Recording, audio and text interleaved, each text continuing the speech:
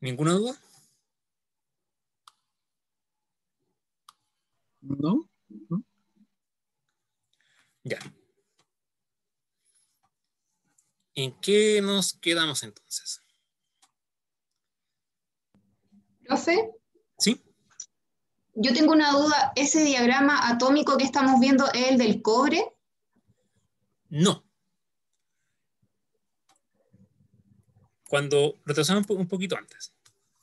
Cuando yo tengo el... Pasamos ya. Antes hablé del cobre. Profe, ese era del carbono, ¿no? Por los cuatro. No. ¿Quién fue el que preguntó ahora último? Yo. Es que como vi los cuatro de Valencia, dije, los puentes y todo Sí. esto. Sí, es que hay hartos yo para saber cuál de todos los yo es. Disculpe, se me va. Rafael. Rafael, ya. Y la niña que preguntó Sí, fue Italia. Italia, sí. Sí, es que respondo, mira, tu pregunta también es interesante, Rafael, pero para no dispersarme voy a ir con la de Italia primero y ahí salto a la tuya. Italia, mira. Resulta que al principio, la clase anterior, hablamos del cobre, que decíamos que yo podía simbolizarlo como olvidarme de todos los orbitales internos, considerarlo como una carga puntual con un electrón que está dando vuelta, y este electrón está tan lejano al átomo que en el fondo termina conduciendo, termina siendo como un electrón del metal y no de un átomo en particular. Y eso se ve acá en el diagrama energético, porque se juntan las bandas de valencia y de conducción.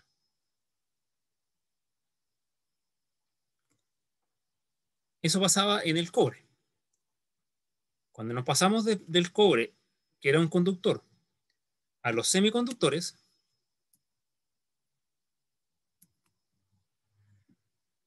que en este caso era silicio y germanio, ahí voy a explicar después lo que preguntó Rafael. Cuando nos pasamos a los semiconductores, ellos tienen 4 electrones de valencia.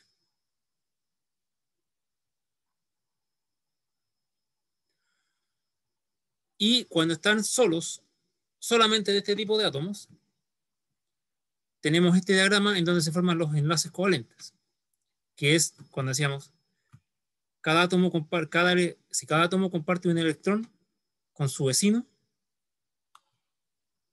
cada átomo comparte uno con su vecino, pero de aquí hasta acá no pueden saltar. Este electrón solamente orbita entre este átomo y este átomo. Voy a colocar puntero láser mejor. Entre este y este, pero no saltan hacia el resto. Esto es para los semiconductores puros. Que en la mañana dijimos que los íbamos a llamar intrínsecos. Porque tienen solo el mismo tipo de, solamente un tipo de átomo. Decíamos también de que a alguien que era bien brillante se le ocurrió insertar entre medio aproximadamente cerca de un átomo cada 1.000.000 de impurezas. ¿Por qué tan poco? Porque son tan pocos que no alcanzan a modificar la estructura, la composición química del material, pero sí le agregan esta propiedad, de que al agregar una impureza de tipo N, que tiene 5 electrones en la orbital externa, me queda uno libre. Y este electrón libre se comporta casi como un electrón del cobre. Pero ojo, este no es el diagrama del cobre. Porque primero, los átomos son distintos. Y segundo, observen bien acá este diagrama. Este diagrama tengo banda de valencia, que corresponden a los enlaces. Una banda prohibida grande. Tengo una banda de valencia correspondiente a estos electrones, que está aquí, que es muy delgadita, y tengo la banda de conducción, que son los electrones que ya están libres y no pertenecen a ningún átomo, sino que al material en general. Si lo comparamos con el cobre, es distinto porque aquí tengo valencia y conducción juntas, trasladadas. Se acercan tanto que se vuelven una sola. Acá, no. Pero, como esta está tan cerca, para mí es fácil igual sacar electrones de aquí y pasarlos acá. ¿Te aclaró un poco la duda, Italia? Sí, profe, gracias. Ya. Y ahora vamos con Rafael.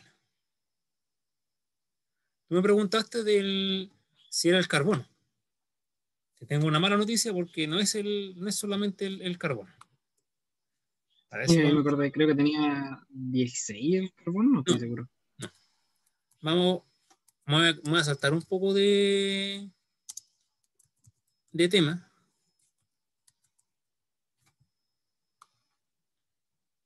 Vamos a pegar unos carriles con un tema que no es de mi expertise, de ese me refiero de mi profesión, pero lo vamos a ver igual. A mí igual de repente me gusta ser un poco interdisciplinario. ¿Se acuerdan de esto? Sí, Sí. La famosísima tabla periódica. Los químicos la ven harto y... ¿Qué es lo importante de la tabla? Bueno, los químicos empezaron a ordenarla en un principio, viendo los comportamientos de los elementos químicos y tratando de agruparlos en base a propiedades.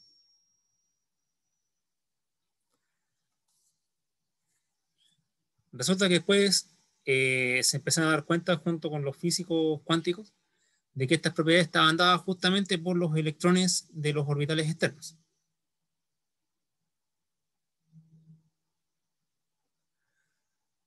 Así que tiende a pasar de que todos los elementos que están en una misma columna tienen propiedades similares y por lo tanto tienen la misma configuración electrónica externa. Si nos vamos acá a la columna 14, tenemos el carbono, el silicio, el germanio, el estaño, el plomo y el flerobio. Todos tienen el mismo tipo de 4 electrones en los últimos orbitales. Ahora, ¿se acuerdan que yo les dije que la gracia es que yo necesitaba 4 electrones en el último orbital y que formaran enlaces covalentes?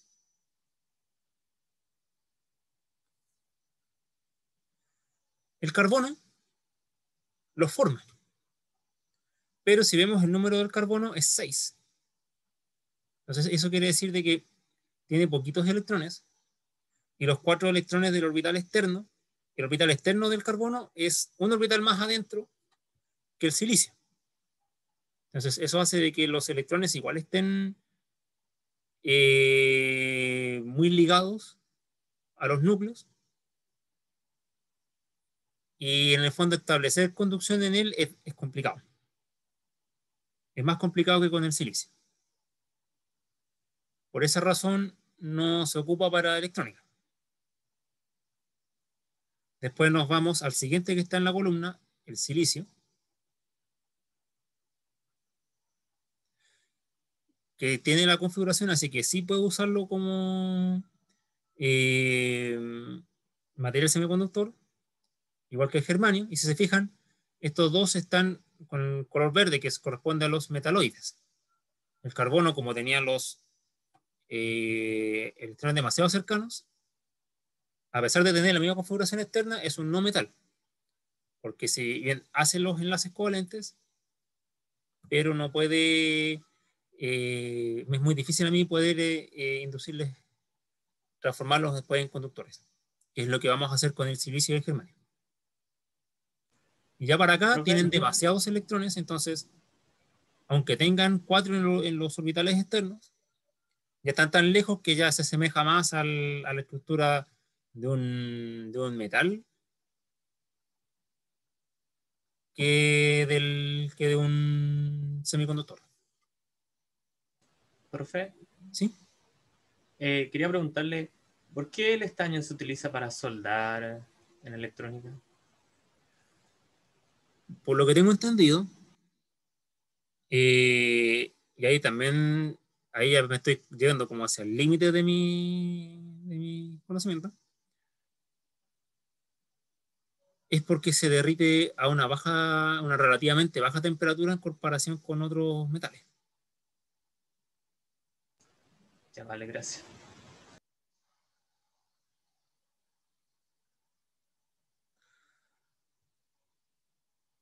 Entonces, para responder la duda de Rafael, el carbono tiene la misma configuración que el silicio y el germanio, pero a mí no me sirve para generar elementos semiconductores.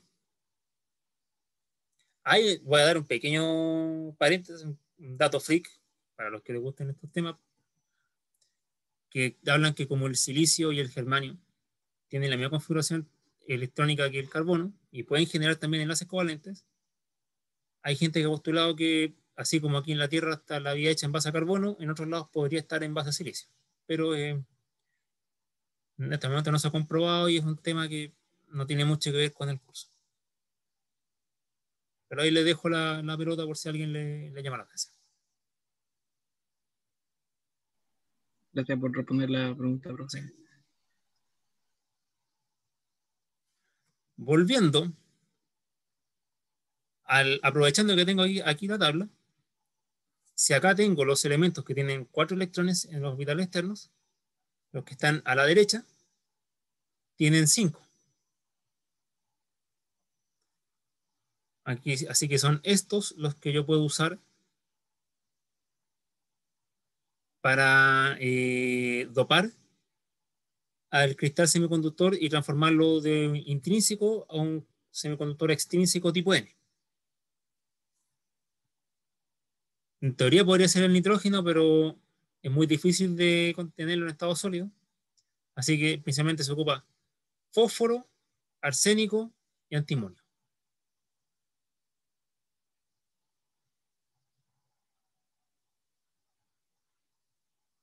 Acordémonos, fósforo, arsénico y antimonio.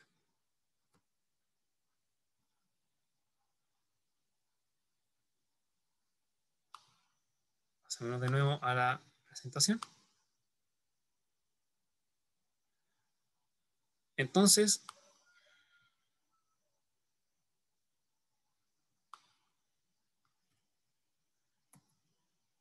decíamos de que íbamos a agregar una impureza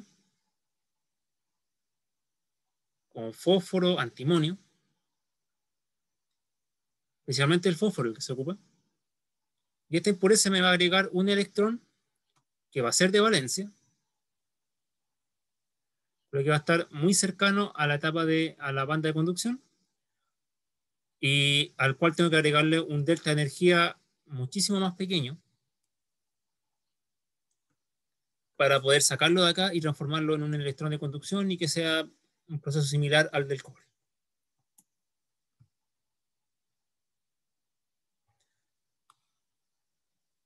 Aquí está el proceso de yo tener un electrón ligado a aportarle el delta de energía y transformarlo en un electrón de conducción. Y este proceso nos impide de que en paralelo se realice la conducción intrínseca, que va a ser por efecto de la temperatura. Voy a estar rompiendo enlaces covalentes, voy a estar generando un electrón de conducción y un hueco de conducción. Y esto no tiene nada que ver con el electrón de impureza. Así que yo voy a estar generando inyectando electrones para conducción y además generando pares electrones huecos en los enlaces. Así que en la banda de conducción tengo Ni más Ne, cantidad de electrones, y en la banda de valencia voy a tener Hi, huecos listos para conducir.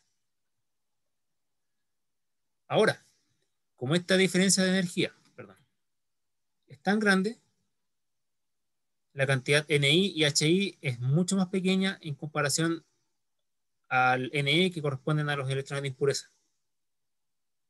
Entonces, por esa razón, también a los electrones de impureza, a los electrones acá yo los llamo portadores mayoritarios, principalmente a los electrones que vienen de impureza.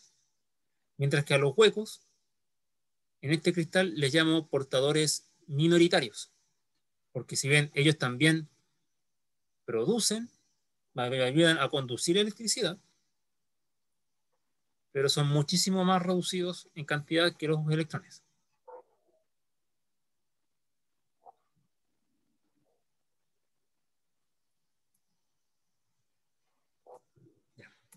¿Dudas hasta el momento?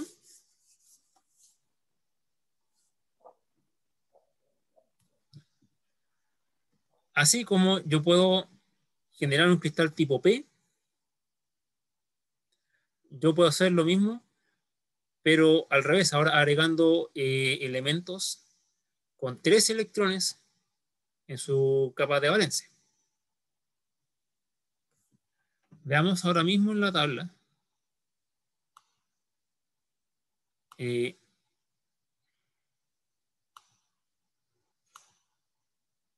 ¿cuáles son?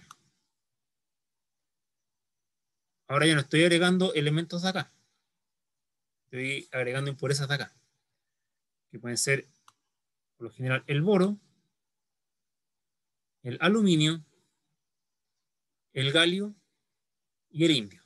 Principalmente boro, aluminio y galio son los que más se ven. Entonces ahora si agrego, por ejemplo, para dar un ejemplo más concreto, si agrego un átomo de boro por cada millón de átomos de silicio,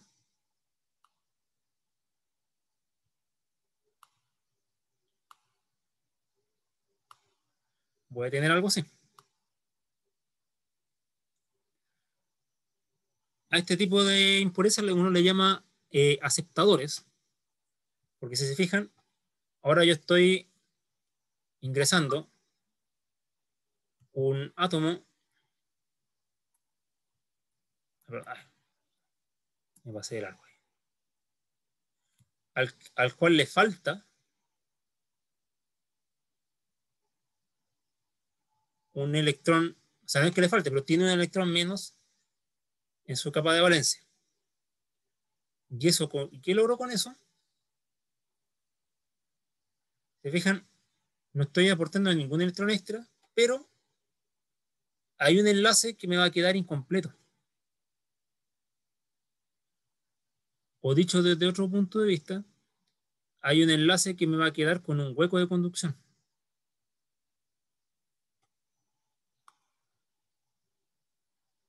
O sea, yo voy a estar inyectando acá un hueco de conducción en la capa de valencia. Y eso va a hacer de que los electrones, el electrón que esté, los electrones que estén en esos enlaces que están con una vacante menos en la capa de valencia, van a estar a un nivel energético un poquitito más arriba que la banda de valencia.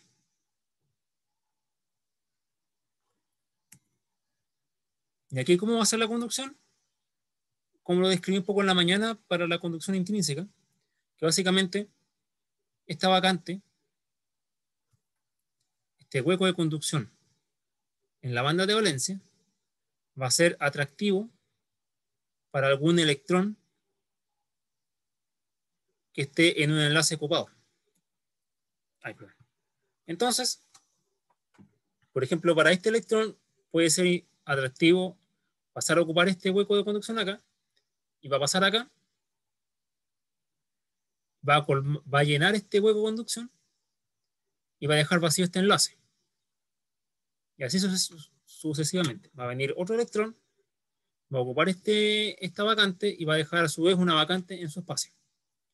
Si lo vemos desde el punto de vista energético, va a haber una banda de electrónica acá. Fíjense, banda de conducción que va a estar lejos, una banda de últimos electrones de valencia que que corresponderían a estos, y el resto de la banda de valencia con huecos de conducción. Y la conducción se va a generar entre electrones que van a caer acá y huecos de conducción que van a saltar aquí. Y va a ser la conducción entre la banda de valencia grande con esta nueva banda que se agregó por las impurezas y no por la banda de conducción. Desde luego también, en paralelo, la temperatura me va a estar generando pares electrones huecos que van a saltar desde la banda de valencia a la de conducción directamente, pero son muy escasos en comparación con los huecos inyectados. ¿Se entendió un poco esto? ¿O no?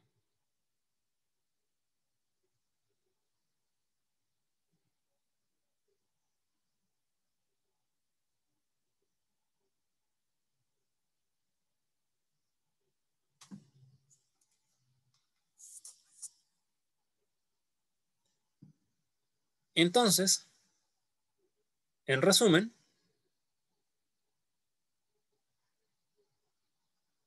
yo tengo tengo tres tipos de conducción. La intrínseca, que sería un cristal puro, que en realidad eso no se ocupa mucho, y mediante la inyección de impurezas, yo puedo generar dos cristales, uno tipo N y otro tipo P, en el cual yo incremento bastante la capacidad del material para conducir al agregar estas impurezas. Ahora, la pregunta que viene. Si se fijan, yo lo que hago con esto es asemejar un poco con una de las, o sea, elevar la conducción, pero ¿para qué sería práctico elevar la conducción en un material que originalmente no conduce mucho si la naturaleza me brinda otros materiales como el cobre, la plata o el oro que conducen mucho mejor, sin necesidad de agregarles nada?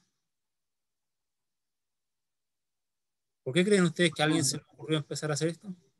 La respuesta más rápida es por la cantidad que se encuentra en la naturaleza y por los costes de creación de esos conductores. O tal vez podría ser la compatibilidad con otros elementos presentes en un circuito o en la electrónica en general. Ya. Va más la segunda que la primera, porque hacer este proceso igual es más caro que procesar el cobre. Pero por el momento, hasta el momento yo solamente les he explicado cómo funciona un cristal N y un cristal P. Pero hay algunos dispositivos que funcionan con un solo cristal, son muy pocos, básicamente sensores, en donde yo tengo este cristal y mediante una medición externa provoco una pequeña desviación en la corriente electrónica, o de electrones o de huecos, y midiendo esa diferencia yo puedo saber qué fue lo que la provocó. Pero más adelante voy a hablar más de eso. Me quiero adelantar al componente que fue la base de todo lo que ha venido de electrónica, que es el diodo. Y es un elemento que está compuesto por dos cristales. A estos mismos tipos, a Bartlett y Schottky, se les ocurrió, eran bien creativos, sí, se les ocurrió, ya tengo un cristal P, dijeron, ya tengo un cristal N, ¿qué pasará si yo pesco y junto un cristal P con un cristal N? Y vayamos deduciendo, qué creen ustedes que fue lo que pasó?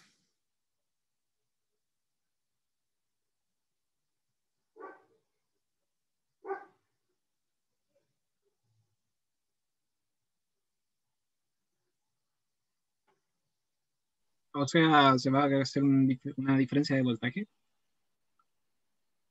una diferencia potencial. Ojo, que en el cristal P yo tengo huecos de conducción, o sea, tengo vacantes, o sea, puedo conducir acá principalmente por vacantes, y acá tengo electrones de conducción.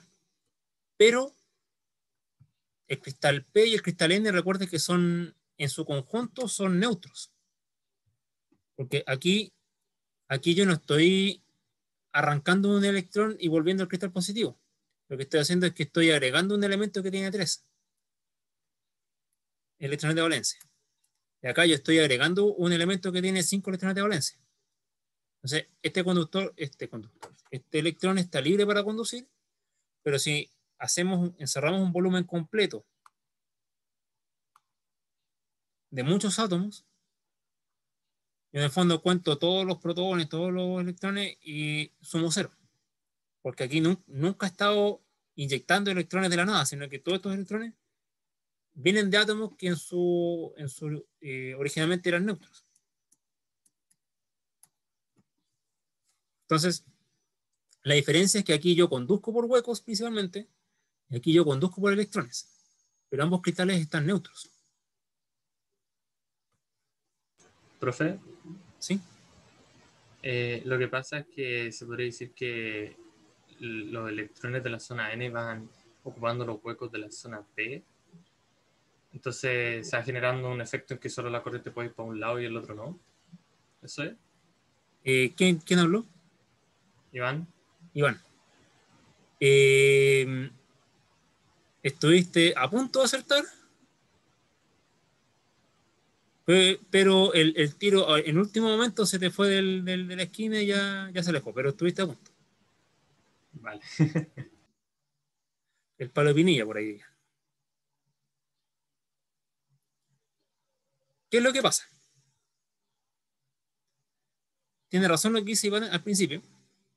Es que, claro, yo tengo los cristales que ambos son neutros, pero acá solamente o principalmente los electrones se pueden mover, y acá principalmente los huecos se pueden mover. Entonces, la tendencia diría de que los electrones tendrían a migrar hacia la zona P y los huecos hacia la zona N y empezar a ocupar estos electrones, empezar a ocupar los huecos de acá, y los huecos de acá empezarían a migrar y a juntarse con los electrones de acá y en su conjunto empezar a llenar los enlaces covalentes vacíos. Pero hay un pequeño problema. Recordemos tiempo atrás cuando íbamos a clases presenciales y ustedes tenían que tomar, alguno de ustedes tenía que tomar el metro en la mañana. Sí, yo, profe. Sí, profe. Varios les pasó lo mismo. Línea 1, ¿cierto? Sobre todo para llegar allá a los Altos. Sí. Y les voy a hacer una pregunta. Yo creo que aparte a alguno le pasó, pero igual prefiero preguntar. ¿Les pasó alguna vez que venían apurados a entregar una tarea o a una prueba? A las 8 de la mañana o un poquito antes o por esa hora. Y venía el tren, estaba el andén lleno, venía el tren, abría las puertas, ustedes veían que hacia el interior del coche habían espacios, fíjense, habían vacantes donde ustedes podían viajar, pero no podían subir porque las puertas estaban llenas y nadie se movía de las puertas. ¿Les pasó alguna vez? Sí, profe. Sí. Sí. Pasó harto. Eso, es decir, más que una vez y yo creo que casi todo. A mí igual. Día por medio. Sí. ¿Y para qué voy a repetir las cosas que uno dice hacia su interior, o a veces no tan en el interior, de por qué uno no puede entrar? Y la pregunta es, ¿por qué uno no puede entrar si objetivamente el tren tiene vacantes adentro donde puede uno caber? Porque hay un bloqueo. Sí. Técnica, yéndonos más a detalle, es porque si nosotros somos electrones, que estamos por acá, quiere decir que los electrones que estaban aquí, a pesar de que podrían haber migrado y haber ocupado las vacantes de acá, iban ocupando las vacantes más cercanas, en este caso a la puerta, y por lo tanto copaban el espacio e impedían de que el resto de electrones, que éramos la gente que íbamos atrasados, pudiéramos entrar hacia el fondo del coche. Aquí es lo mismo. Va a venir un electrón, va a cruzar acá, y para el electrón es más fácil vincularse con un hueco de conducción que esté inmediatamente, empieza la zona P, a recorrer toda la zona P y llegar a ocupar un hueco que está al final. De la misma forma que un hueco que logre cruzar acá, le sale más fácil vincularse con un electrón que esté aquí a uno que está acá. Y el problema es que cuando el hueco cruza, se junta con este electrón, y este electrón es de conducción, o sea, no tiene cuando se vincula, no genera otro hueco de conducción. Entonces, un hueco cruza, se junta acá, y ya nos olvidamos de esa vacante de conducción. Entonces, si esperamos que la situación se estabilice, lo que vamos a tener, que suele pasar muchas veces también en la vida real, es que vamos a tener una zona aquí copada o sea, una zona ya sin huecos disponibles porque todos los electrones se aseguraron. Otra zona aquí de huecos que se perdieron para siempre porque se recombinaron con electrones de conducción y se mataron mutuamente. Y en su conjunto van a generar una zona en donde no hay pares no hay portadores, y a la medida que esta zona crezca, a los portadores de aquí les va a ser más difícil saltar esta zona y va a llegar al punto de que va a ser imposible. Entonces voy a tener tres regiones: el cristal P, el cristal N y la barrera potencial o zona de empobrecimiento, que no tiene ninguna carga de conducción asociada. ¿Sí? Haciendo un símil, va a ser como una especie de embotellamiento lo que va a ocurrir. Algo así como en un taco. Sería similar a un embotellamiento. No, voy a colocar ese ejemplo también para una futura PPT. En este caso, la zona P y la zona N todavía son conductores, pero en medio de estas no puede pasar ninguna Sí. corriente. Sí. Si yo eventualmente lograra colocar, por ejemplo, un terminal acá y otro terminal acá, podría establecer una conducción acá y otra acá. El problema es que físicamente para mí va a ser imposible porque estoy hablando de estructuras microscópicas, entonces no es que yo pueda venir con un teste, que pueda venir con un cable y lo solde y me meta acá. Pero si pudiera hacerlo, pasaría así como, no sé quién fue el último que habló. Nicolás. Ahora, veámoslo esto desde el punto de vista, lo expliqué así más coloquial. Veámoslo desde el punto de vista más formal ahora, más técnico. Resulta que, si lo veo desde el punto de vista de diagramas energéticos, a propósito, yo siempre hablo muestro figuras y diagramas energéticos porque son dos representaciones distintas que son complementarias. Si lo veo desde el punto de vista de diagramas energéticos, yo tengo en el cristal N, recordemos bien,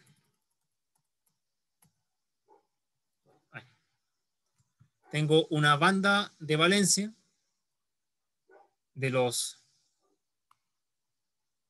correspondiente a los electrones en enlaces covalentes, tengo una banda de valencia correspondiente a los electrones que no están en enlaces covalentes, y tengo una banda de conducción. Entonces tengo valencia 1, valencia 2, conducción.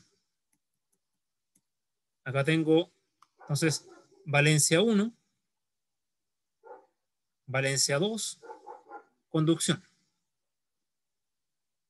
En el cristal N. En el cristal P tengo valencia 1, correspondiente a los que están en enlaces firmes. Valencia 2, correspondiente al electrón que está en un enlace que está a medio llenar. Y banda de conducción. Entonces, valencia 1, valencia 2, conducción. Vámonos acá. Valencia 1, valencia 2 y conducción. Asumiendo, despreciando el tema de la temperatura, por eso puse aquí a 0 grados Kelvin, hay un teorema que se llama el del nivel de Fermi. Que este nivel de Fermi corresponde al último nivel que ocupan electrones correspondientes a un átomo. Y el teorema del nivel de Fermi me dice que en reposo y a 0 grados Kelvin, en un material físico uniforme, el nivel de Fermi tiene que ser constante para todos los átomos. Entonces, el nivel de Fermi de la zona N tiene que ser igual al nivel de Fermi de la zona P. Y al igualar, creo que acá se ve mejor, al igualar el nivel de Fermi de la zona P con el de la zona N, lo que termino armando es esto. Termino igualando unidades de Fermi y hago que las bandas de valencia y de conducción no estén al mismo nivel energético, sino que exista una diferencia de carga y por lo tanto una diferencia de energía entre conducción y valencia entre ambas zonas. Y si se fijan acá en la zona de empobrecimiento, que es donde se produce el cuello de botella, se genera una diferencia potencial.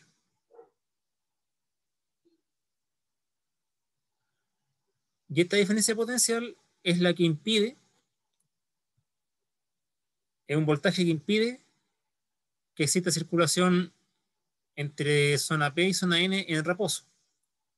Que en el fondo es igual a un principio natural, que si yo tengo un cristal al cual no le estoy aportando energía por ningún lado, no puedo tener un proceso de conducción, porque si no estaría como generando energía infinita.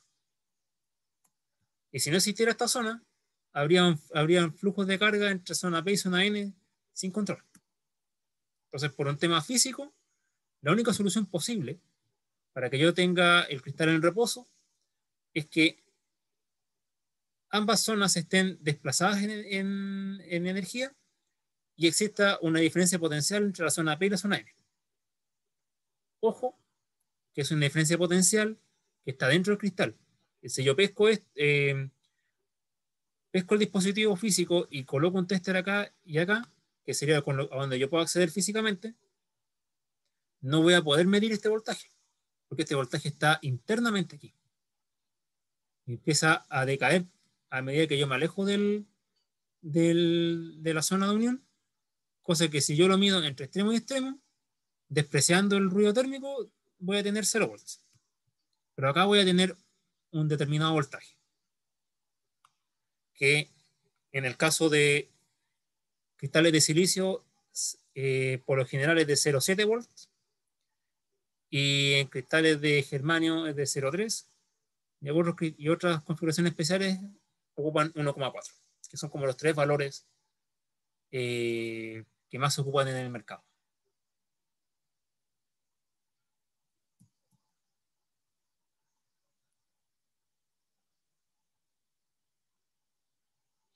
Entonces, ¿cómo se comporta este componente cuando yo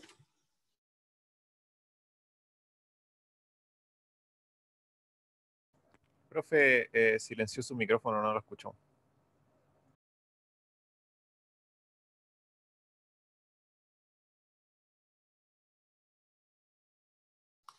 Ya. Gracias. ¿No lleva mucho rato o recién? No? No, se le avisó el tiro, pero estaba en la diapo anterior. Ya. Ya. De todos modos, desde que me dijeron ustedes no había dicho nada. Parece que apreté alguna tecla y lo silencié sin darme cuenta. Creo que el espacio silencia o activa. Parece. Entonces, veamos qué pasa cuando yo lo someto esto a un voltaje externo. Cuando estoy en equilibrio, yo decía, tengo una barrera de potencial, que es en el fondo un voltaje interno que va a impedir que produzca yo una conducción entre la parte P y la parte N por el tema de igualar el nivel de Fermi. Fíjense que aquí tengo huecos de conducción que tienen carga positiva, ellos por sí solos, y electrones que tienen polaridad negativa. Así que, ¿qué pasa si yo le agrego un voltaje negativo donde está la zona N y un positivo donde está la zona P? Lo que hago es aumentar el nivel energético de los electrones, disminuir en este caso el de los huecos, y en el fondo es disminuir la barrera potencial, porque estoy volviendo más negativos a los electrones. O sea, no está 100% correcto lo que digo, pero a la zona donde hay electrones le estoy dando más polaridad negativa, a la zona de los huecos le estoy dando más polaridad positiva, y por lo tanto estoy disminuyendo la barrera potencial. Entonces, si la puedo disminuir a un punto en el que ya me es factible que los electrones pasen acá y los huecos pasen acá, y puedo establecer yo una corriente eléctrica. A este régimen se le llama polarización directa.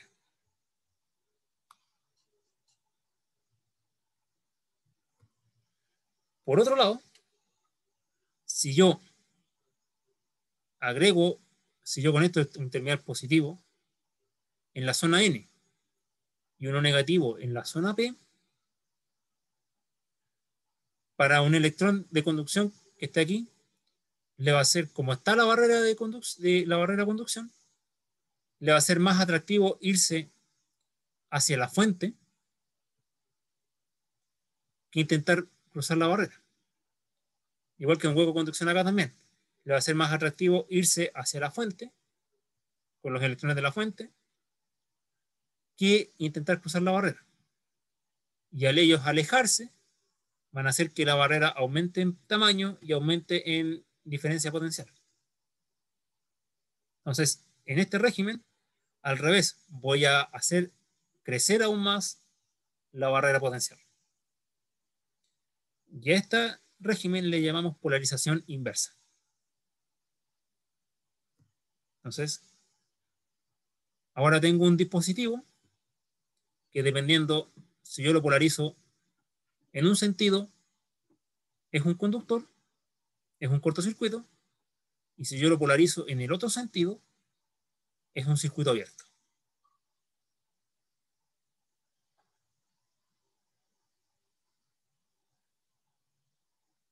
Si se fijan, en el fondo tengo un interruptor, pero es un interruptor que va a responder automáticamente dependiendo el voltaje con el que yo lo esté polarizando. Y a este dispositivo se le llama diodo. ¿Habían escuchado ustedes alguna vez el nombre de diodo? Sí, ya lo conocía yo, profe. ¿Y el resto? Sí, profe. Sí, profe. ¿Lo habían visto en otros cursos acá o era por cultura general? Ambos. Ambos.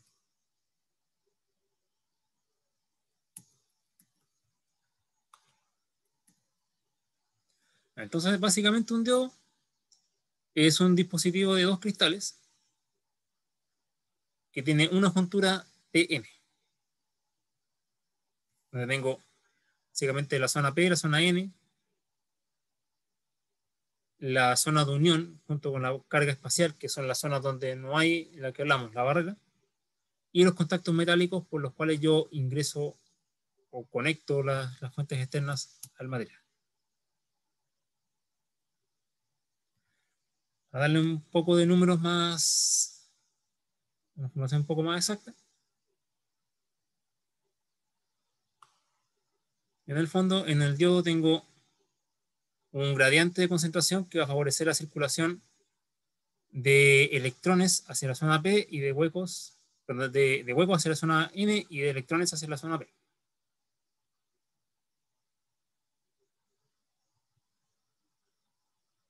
Mientras que los conductores intrínsecos están dados por esta ecuación, que es NI cuadrado de T dividido en A, que corresponde a una de las ecuaciones de Boltzmann. Ahora,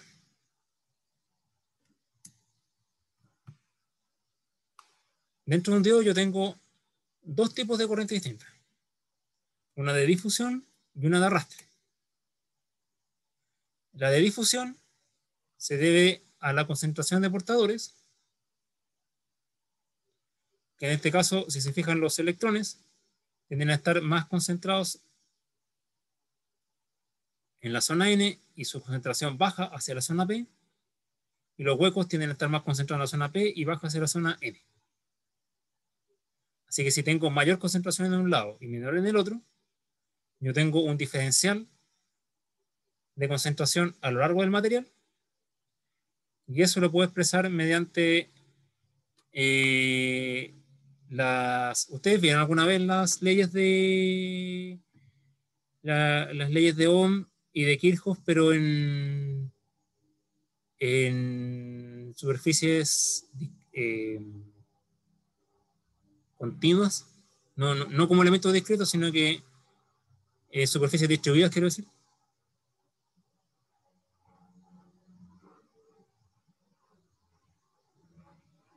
¿Cómo, profe? ¿Ustedes vieron alguna vez las leyes de circuitos con parámetros distribuidos, o solamente las vieron con resistencia, condensador, bobina, en el fondo con sistemas concentrados?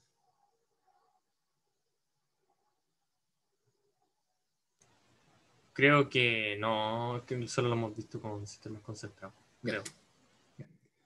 Por eso les preguntaba para ver si habían visto esta simbología.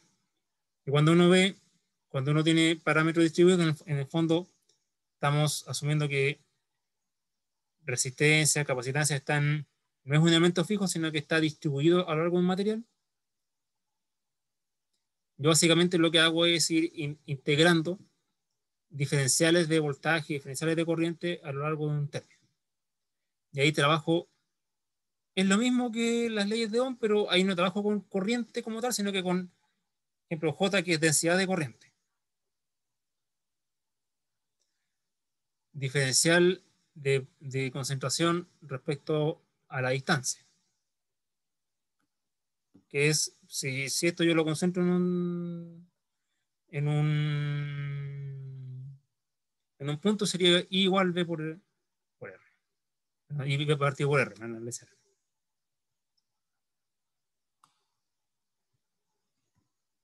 Entonces tengo esta corriente de arrastre, de difusión, perdón, que es causada por el diferencial de portadores. Y a su vez, cuando se produzca esa corriente de difusión, al circular corriente voy a generar un voltaje, y eso va a generar una corriente de arrastre, que es asociada a los campos eléctricos.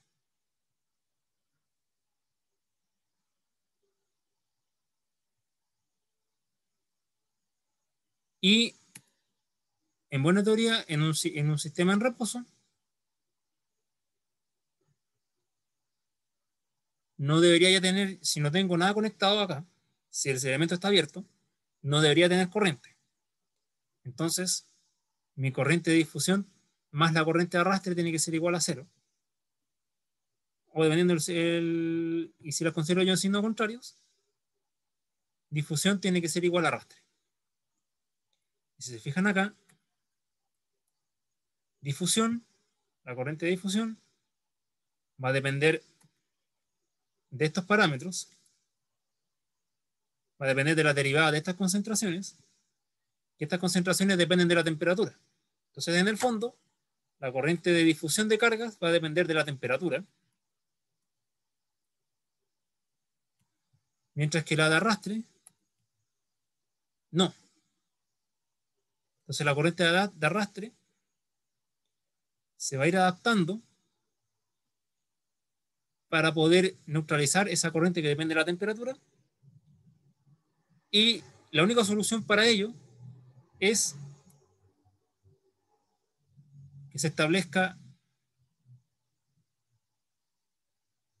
una diferencia potencial constante que anule esta corriente térmica, y llegamos a que, resolviendo estas ecuaciones, yo después le puedo pasar el desarrollo exacto, da el resultado de 0,3 volt para el germanio y 0,7 volt para el silicio. O sea, quiere decir que ese voltaje, que nosotros lo habíamos deducido originalmente con el ejemplo del cuello de botella en el metro, ahora ya vimos de dónde salen las ecuaciones que determinan que son 0,3 volt en el germanio y 0,7 volt en el silicio.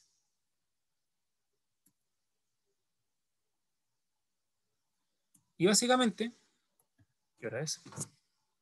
Estamos casi a puertas.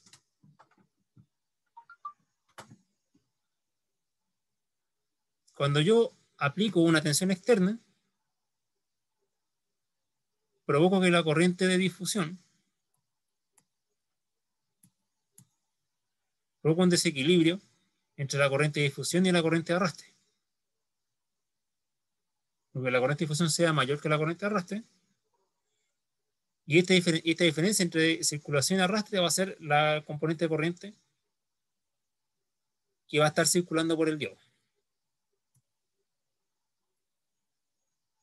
Entonces, como nosotros teníamos anteriormente, que estas eran ecuaciones diferenciales de primer orden, por lo general las ecuaciones diferenciales de primer orden, a ver si se acuerdan un poco de ecuaciones diferenciales. ¿Qué tipo de solución por lo general me da para una ecuación diferencial de primer orden? ¿De qué forma?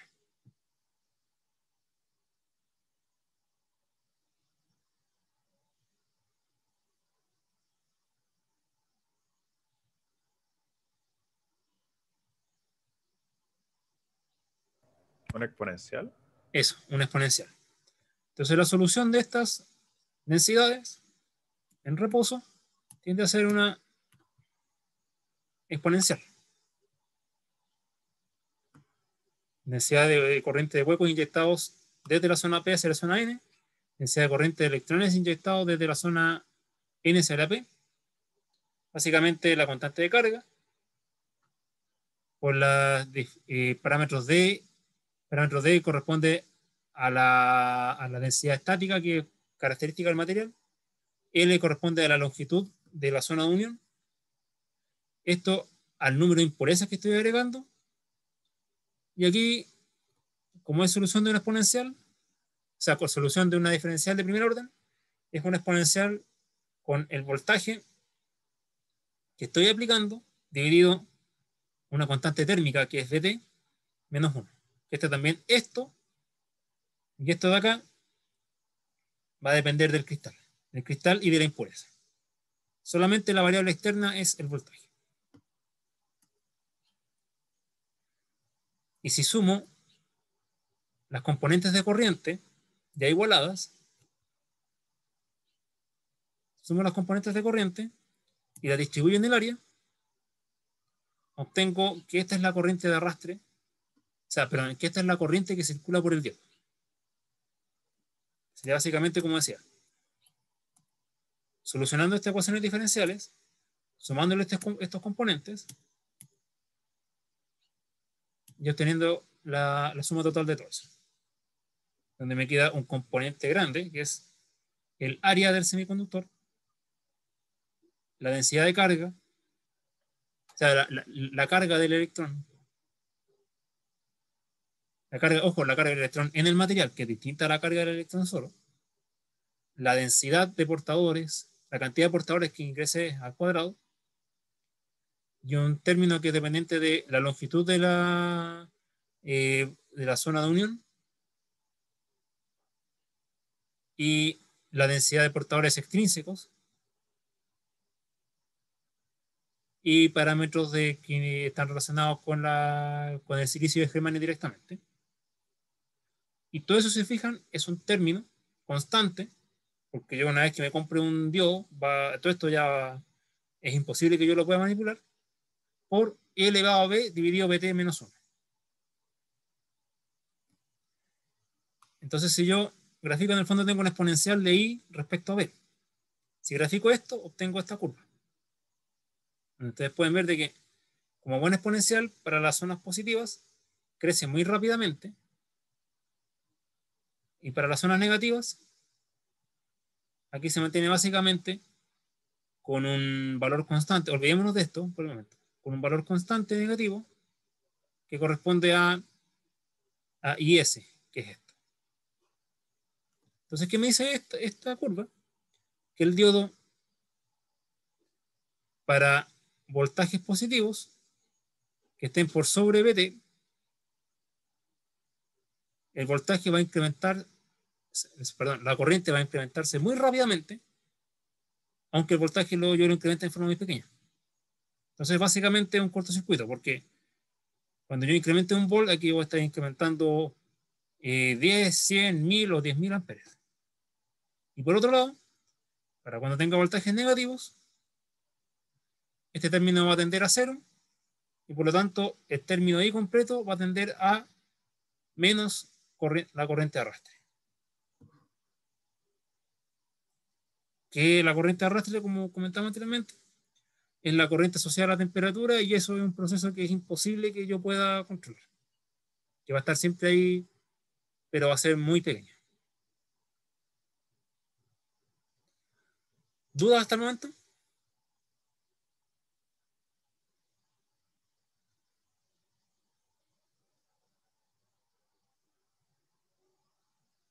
No, profe, creo que bien. Ya. Entonces estaríamos terminando. Me alargué unos 5 minutos más, creo.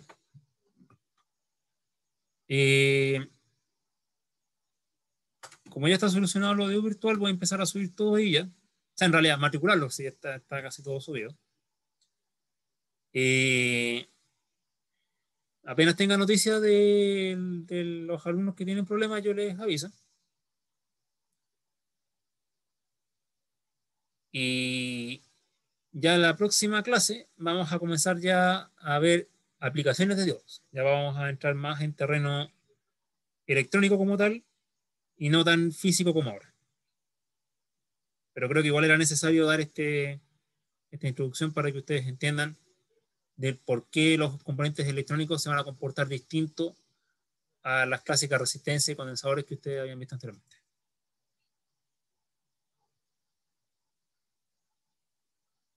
¿Alguna duda, comentario, algo que quisieran decir?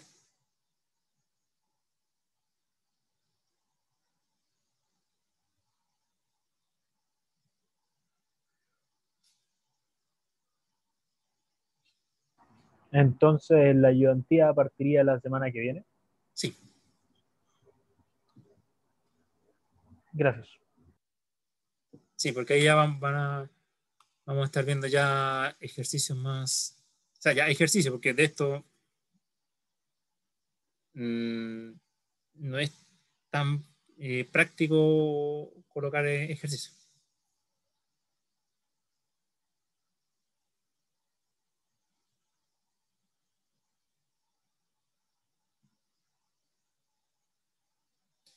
Ahora, si ustedes quieren, yo les puedo tirar ejercicios de esta materia, pero yo la encuentro más confusa que lo que viene después.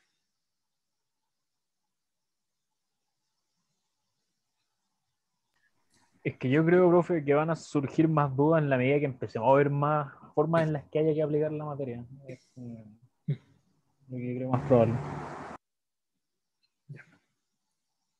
Entonces nos estaríamos viendo, chiquillos.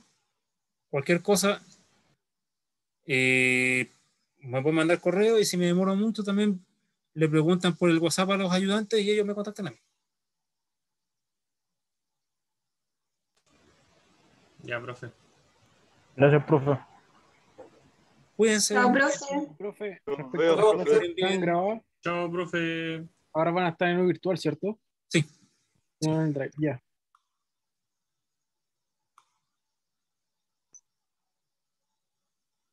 Cuídense, que estén bien.